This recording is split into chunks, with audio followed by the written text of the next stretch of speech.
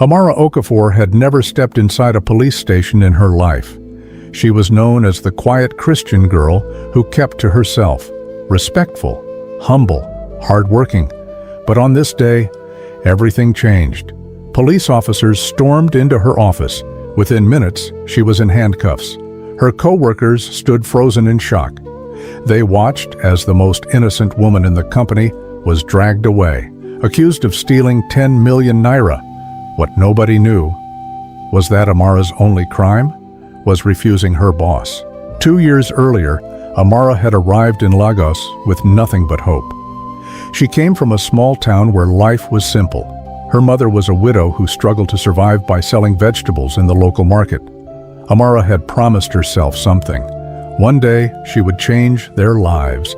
Every morning before leaving her small rented room in Surulere, she knelt beside her bed and prayed, "Lord, guide my steps today." Faith was the one thing she refused to compromise, even in a city like Lagos. After months of job hunting, her prayers were finally answered. She was hired as a personal assistant at Silvergate Holdings, a fast-growing real estate company. The salary wasn't huge, but it was enough to send money home to her mother. For the first few months, everything seemed perfect, until her boss began to notice her, Mr. Tunda Balogun, the powerful CEO of the company, a man respected by many, but feared by even more. At first, the attention felt harmless. "Amara, you're very beautiful," he would say. Then came the invitations. "You should have dinner with me tonight. I can help your career grow faster." Amara always smiled politely, but her answer was always the same. "I prefer to keep things professional, sir." Those words slowly began to irritate him, because a man like Tunda Balogun was not used to rejection. One evening, the office had almost emptied. Most employees had gone home. Amara was finishing some reports when her phone rang. It was her boss. "Come to my office." Her heart beat nervously as she walked in. Mr. Balogun stood beside his desk. He slowly closed the door behind her. The room suddenly felt uncomfortable. Then he spoke. "You know I can make your life very comfortable." Amara forced a polite smile.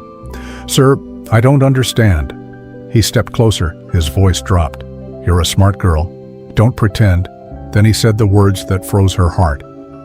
"Spend the night with me, and I'll double your salary." The room went silent. Amara felt tears gathering in her eyes, but she stood her ground. "Sir, I'm a Christian. I can't do that." For a moment, Mr. Balogun said nothing. Then his face changed. The friendly smile disappeared. "So that's your answer?" "Yes, sir." He nodded slowly, then gave a cold smile. "Very well, Miss Amara." She left his office that night, shaken, but she believed the matter was over. She was wrong. 3 days later, chaos erupted at Silvergate Holdings. 10 million naira had disappeared from the company's account. Employees gathered in confusion. An emergency meeting was called. Everyone filled the conference room. Then Mr. Balogun stood up. "I believe I know who is responsible." The room fell silent, slowly. He turned toward Amara. "I suspect my assistant." The words hit her like lightning. "Sir?" Gasps spread across the room. He continued calmly. "She had access to sensitive financial files. She could easily transfer the money." Amara's hands began to shake. "That's not true." But it was already too late. Security guards entered the room, and within minutes, Amara Okafor was placed in handcuffs. The gossip spread like wildfire. She looked innocent, though. "That's how thieves behave." I always suspected her.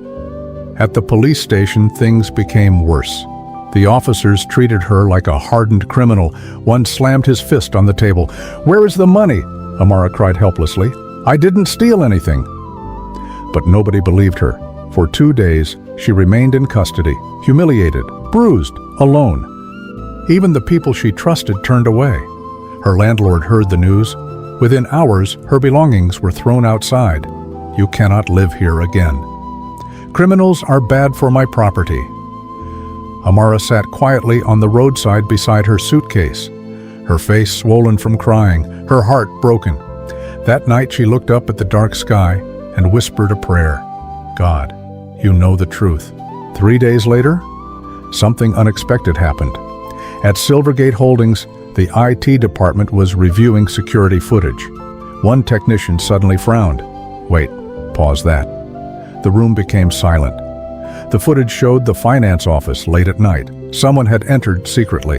The technician zoomed in, and everyone froze, because the person on the screen was not Amara.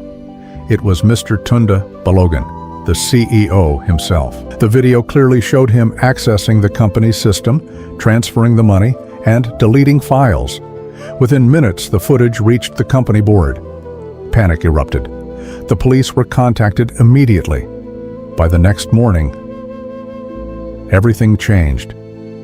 Amara was sitting quietly outside a small church when a police car stopped beside her. Her heart froze with fear. But the officer stepped out slowly. Miss Amara Okafor? Yes. He looked embarrassed. We owe you an apology. Her eyes widened. The truth had finally been discovered. Mr. Balogun had framed her because she refused him. 1 week later, the news exploded across Lagos. The powerful CEO was arrested, charged with fraud and conspiracy. The company publicly apologized to Amara. They offered her compensation and her job back. But something even more powerful happened. Her story spread everywhere. People admired her courage, her faith, her integrity. During one interview, a reporter asked her a simple question. After everything he did to you, do you hate him? Amara smiled gently. No. The reporter looked surprised. Why? She took a deep breath. Because if I had compromised my faith, I might have kept my job, she paused, but I would have lost myself. Integrity sometimes costs everything, but in the end, truth always finds its voice. What do you think about this story? Do let us know at the comment section. For more stories like this, please subscribe to the Story Lounge, like and share.